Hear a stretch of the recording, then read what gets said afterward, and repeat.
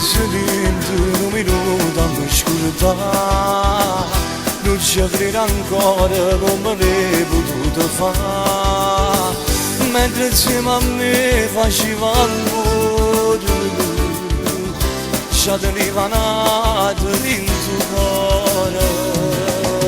Non parla non serve, non ti può giustificare, solo con te lacrime non cagna verità. Stivo insieme a nate ci abbracciate, non prima mire ci avvotate. Tu non mi hai mai voluto bene, tu non sei stato mai sincero, e ma dormevo tutte sere, tenendo a te di pensiero.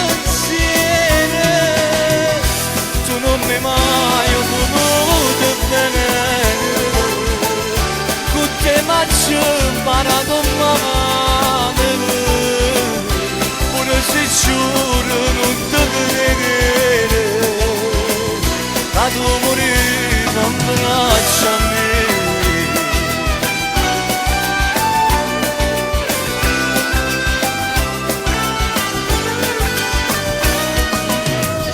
Mi chiamava amore a nascondere la verità, io non mi addormevo prima di telefonare.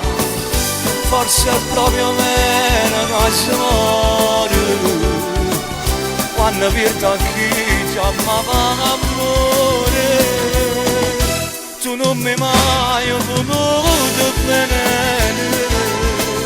tu non sei stata mai sincera, e ma dormevo tutte sere, tenendo a te di pensiero. Tu non mi hai mai voluto bene, con te ma ci ho imparato male, pure se giuro non ti vedere, la tua moriva in braccio a me.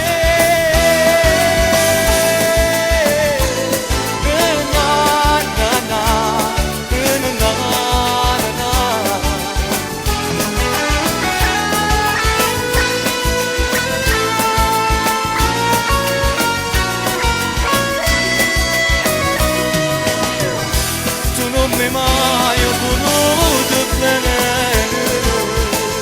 con te ma ci ho imparato male, pure se giuro non ti vedere, la tua moriva